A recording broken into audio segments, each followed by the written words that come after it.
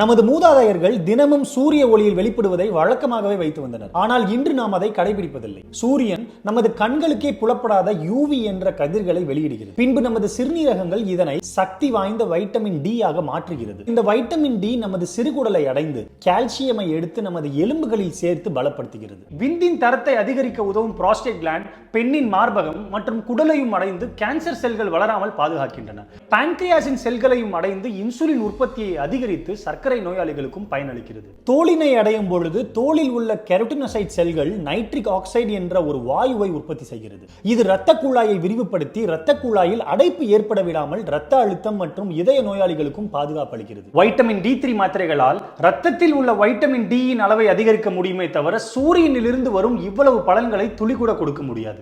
எனவே வாரத்திற்கு குறைந்தது 4 நாட்கள் காலை 7 முதல் 10 மணிக்குள் ஒரு 30 நிமிடம் சூரிய ஒளியில் இருப்பது அவசியம். நன்றி.